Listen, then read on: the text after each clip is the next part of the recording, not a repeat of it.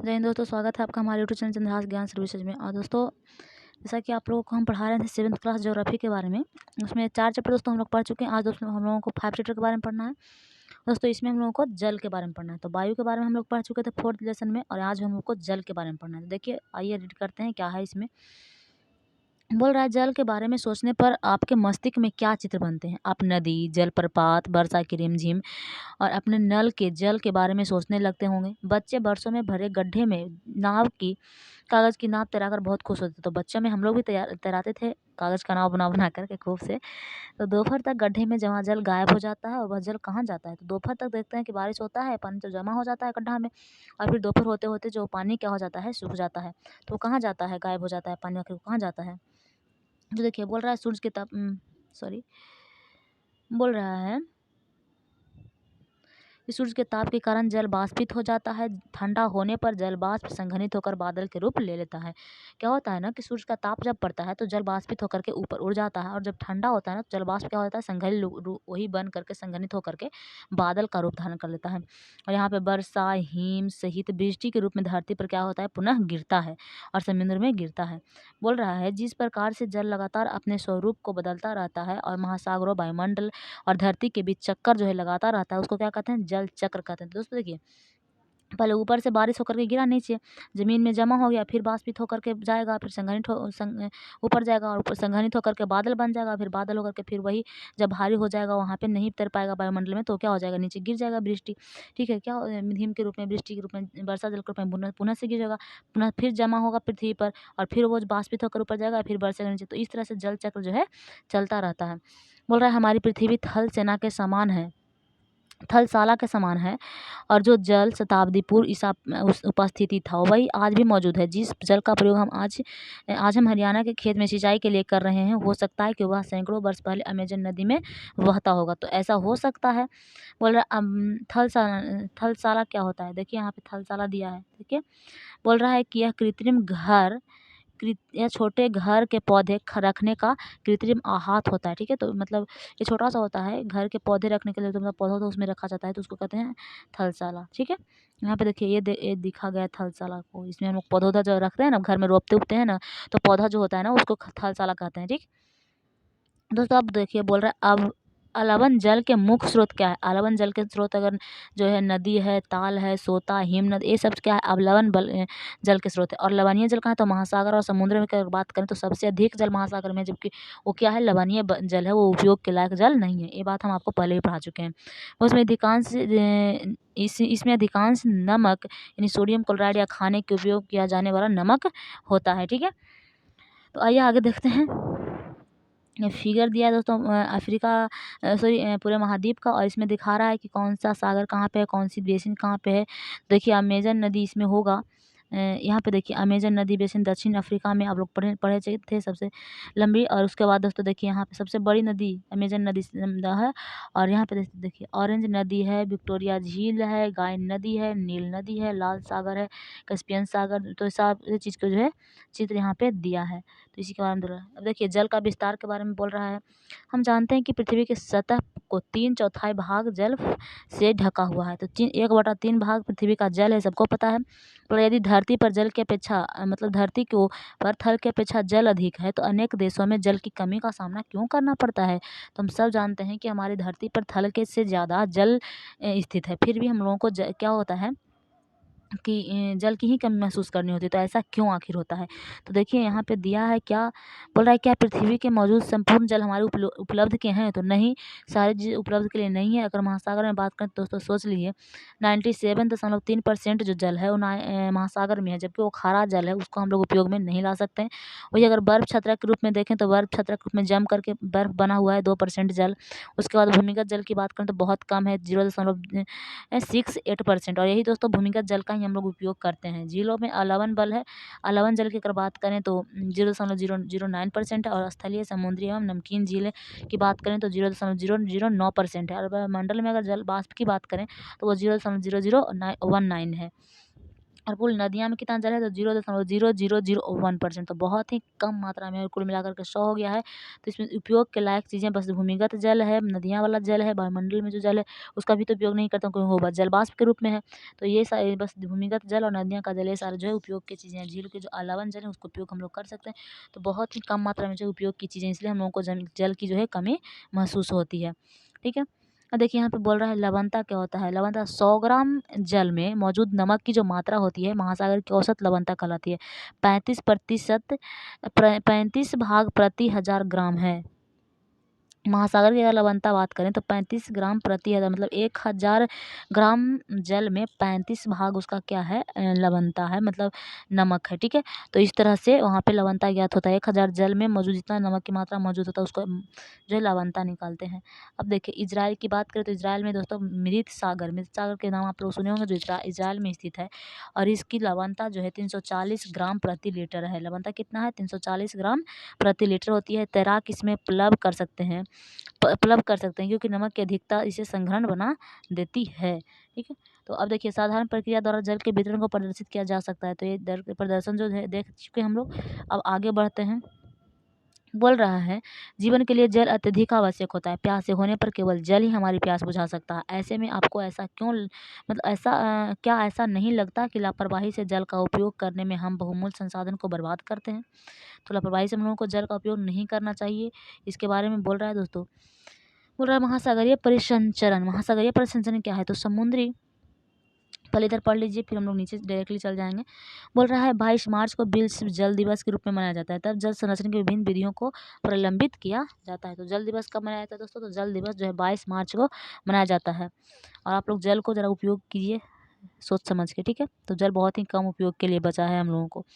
बोल रहा है समुद्री तट पर नंगे पैर चलने से कुछ जादुई सी अनुभव होती है। पुलिन पर नम वालू, ठंडी पवन, समुद्री पक्षी, वायु में लवणीय गंध एवं लहरों का संगीत सब कुछ समावेशित करने वाला प्रतीत होता है। तो जब हम समुद्री तट पर नंगे चलते हैं तो सारा चीज़ महसूस होता है। नम वायु जो होता है उसका महसूस होता है, ठंडी ठंडी हवाएं चलती रहती है, समुद्र के जो पक्षी होते हैं वहाँ पे रहने वो, तो सारी चीज़ जो है वहाँ पे होती है। उसके बाद वायु की अगर लवणता की गंध भी आती रहती है, क्योंकि लवणीय जल है ना वहाँ पे समुद्री में, समुद्र महासागर में। फिर लहरों का भी संगीत होता है, लहर वहाँ पे चलता है, तो सारा चीज़ जो है सम्मिलित होता है। ताल एवं झील के शांत जल के विपरीत महासागरीय जल हमेशा क्या होते हैं, गतिशील होते हैं। तो पहले भी आप लोगों को पढ़ाए थे, तो महासागरीय जल क्या होता है, गतिशील होता है। लेकिन अगर ताल और झील की बात करें तो उसमें जल क्या होता है, शांत होता है। यह कभी शांत नहीं रहता। महासागर का जल कभी शांत नहीं रहता। महासागर की मतलब इसकी गतियाँ जो 3 प्रकार से होती है, जैसे तरंग हो गया, ज्वार भाटा हो गया और धाराएँ हो गई। ये 3 प्रकार की जलें होती है। तरंगे क्या होती है, यहाँ पे पहले देखिए तरंगे क्या होती है। जब इस यहाँ पे पहले देख लीजिए, उसके बाद तरंगे देखिएगा। बोला जब समुद्री सतह पर पवन बहती है तो तरंगा उत्पन्न होती है। क्या होती है, तरंगे। समुद्र के सतह पर जब पवन बहती है ना तो उसको तरंग उत्पन्न होता है। जितनी ही तेज पवन बहती है तरंगे भी उतना ही बड़ी होती है। मतलब जितना तेज पवन बहेगा ना उसकी सतह पर उतना ही तेज तरंग का निर्माण होगा। तो यहाँ पे देखिए तरंग का निर्माण हो रहा है। ये बोलते हैं यहाँ पे समुद्री तट पर गेंद से खेलते समय जब गेंद जल में गिर जाता है तो क्या होता है, यह दृश्य बहुत ही मनोरंजक होता है। तो दोस्तों जब यहाँ पे किनारे पर तट के किनारे पर, समुद्र तट के किनारे पर अगर आप गेंद खेल रहे हो, गेंद जब समुद्र में चला गया हो तो गेंद अपने आप बाहर आ जाता है। ठीक है।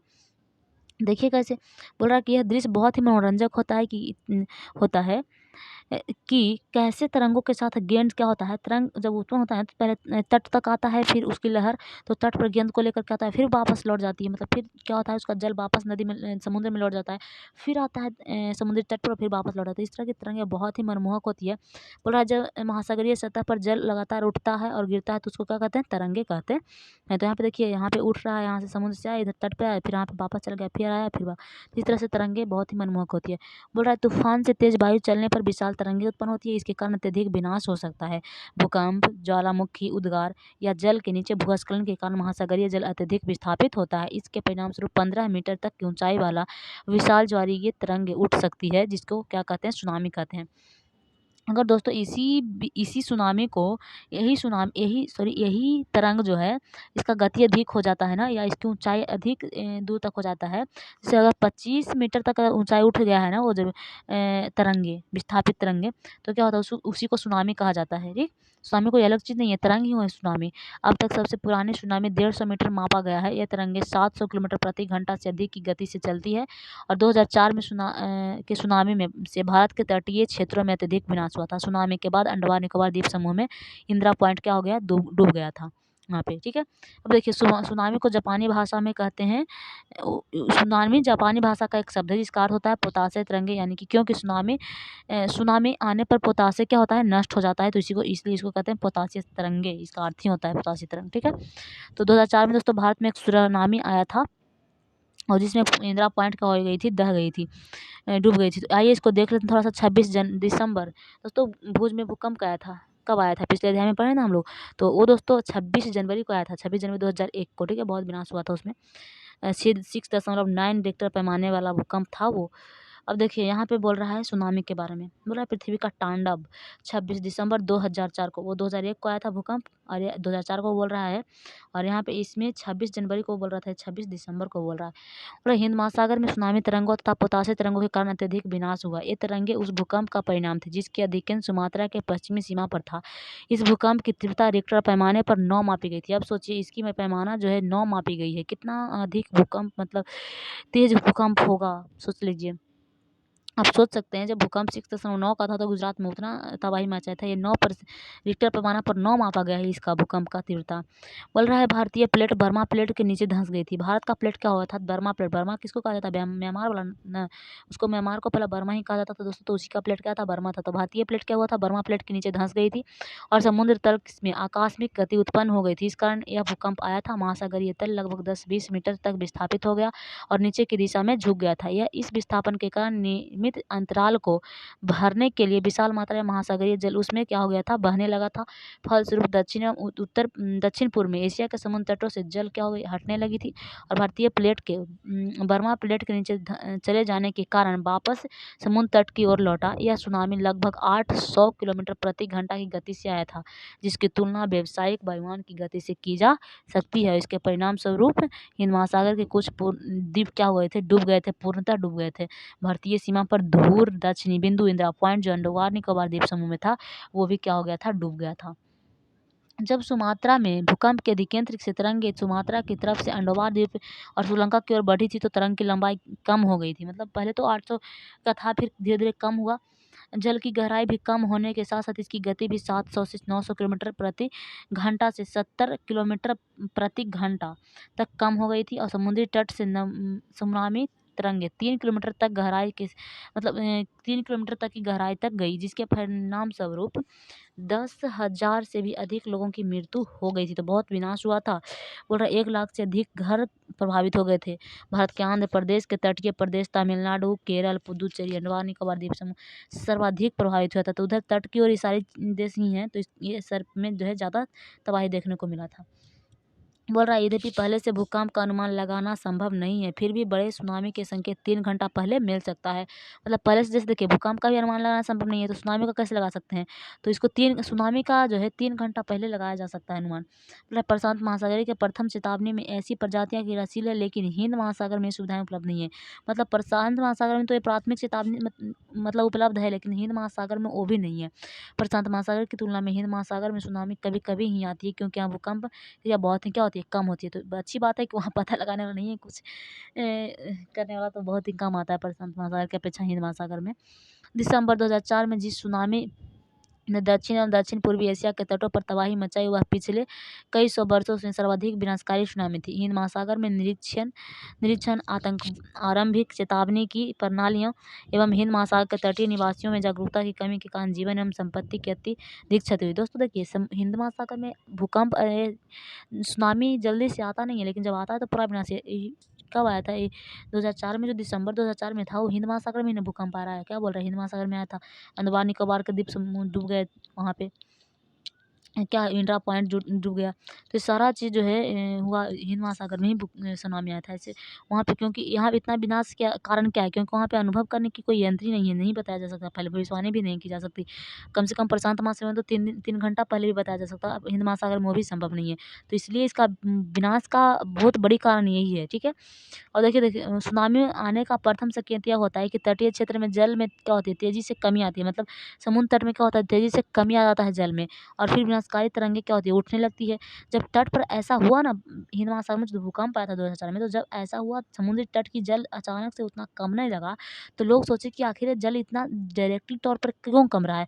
तो सब क्या हो गए, अचानक से उनको देख कर वहाँ पे देखने चले गए, ऊँचे स्थान पर जो जाकर के खड़े हुए थे ना, तो मतलब ऊँचे स्थान पर खड़े नहीं हुए जाकर के, और उसको अचंभा लगा सबको कि इतना जल्दी ऐसे कैसे हो सकता है। तो उस अचंभा को लोग क्या किए, देखने के लिए सब वहाँ पे एकत्र हो गए थे, इसीलिए इतना और बहुत बड़ी यहाँ पे संख्या में मृत्यु हो गई है। इसके फलस्वरूप जब सुनामी विशाल तरंगे आई, तो बड़ी संख्या में उत्सुक बड़े मतलब जो दर्शक थे, जो लोग देख रहे थे इस तरंग को, इस अचंभे को देखने गए थे, तो सबकी क्या हो गई, मृत्यु हो गई। तो इसलिए वहाँ पे और भी ज़्यादा ये विनाशकारी हो गया था। तो तरंग बता दिए। अब आइए ज्वार भाटा।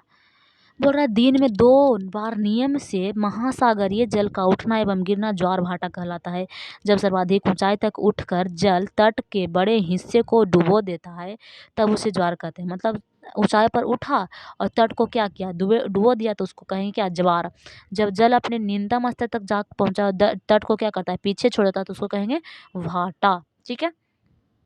अब देखिए जब सूरज ज्वार भाटा आखिर क्यों आता है, तो देखिए देखिए क्यों आता है, इसमें बहुत बड़ी चीज़ है। बोल रहा है सूर्य एवं चंद्रमा के शक्तिशाली गुरुत्वाकर्षण बल के कारण पृथ्वी की सतह पर ज्वार भाटे आते हैं।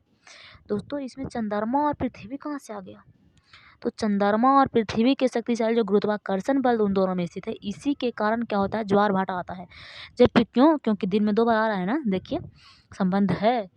बोल रहा है जब पृथ्वी का जल चंद्रमा के निकट होता है, मतलब पृथ्वी का जो जल होता है ना, चंद्रमा का क्या होता है, निकट होता है, उस समय चंद्रमा के गुरुत्वाकर्षण बल से जल अभिकर्षित होता है, मतलब अभिकर्षित उसको ढकेलेगा, जिसके कारण उच्च ज्वार आता है। पूर्णिमा एवं अमावस्या के दिनों में सूर्य, चंद्रमा एवं पृथ्वी तीनों एक सिध में होता है, और इस समय सबसे ऊंचे ज्वार उठते हैं। तीनों एक सिध में होता है। देखिए पूर्णिमा के दिन क्या होता है, चंद्रमा तीनों एक सिध में है, ठीक है, ये तीनों एक सिध में है, तो इस दिन क्या होगा, सबसे ज़्यादा ऊंच ज्वार उठेगा। बोल रहा है कि इस ज्वार को क्या कहते हैं, बृहद ज्वार कहते हैं। लेकिन जब चांद अपने प्रथम और अंतिम चतुर्थांश में होता है, तो चांद एवं सूर्य का गुरुत्वाकर्षण बल विपरीत दिशा में जो है काम करता है। देखिए चतुर्थांश में तो सूर्य इधर जा रहा है, चंद्रमा इधर जा रहा है, तो इस दिन क्या होगा, निम्न ज्वार होगा। इस दिन क्या होगा, निम्न ज्वार होगा। जब दोनों दूर जा रहा है, तो क्या होगा, निम्न ज्वार इस दिन होगा। और इस दिन देखिए निम्न ज्वार भाटा आता है, ऐसे ज्वार को लघु ज्वार भाटा कहते हैं। तो ये लघु ज्वार भाटा होगा, इस तरह से रहेगा तो, और इस तरह से रहेगा तो बृहद ज्वार भाटा होगा। ठीक, यहाँ पे देखिए ज्वार भाटा यही तो है, चंद्रमा और पृथ्वी इधर है, इधर है, यहाँ पे ज्वार भाटा आएगा ना। ठीक, इधर की ओर जाएगा तो इधर, इधर की ओर जाएगा तो इधर, यही तो होगा। पृथ्वी पर जल इधर आकर्षित करेगा तो इधर, फिर इधर, तो ज्वार भाटा आ जाएगा। अब देखिए बोल रहा है उच्च ज्वार नौ संचालक में सहायक होता है। ये जल स्तर को तट के ऊंचाई तक पहुंचाते हैं।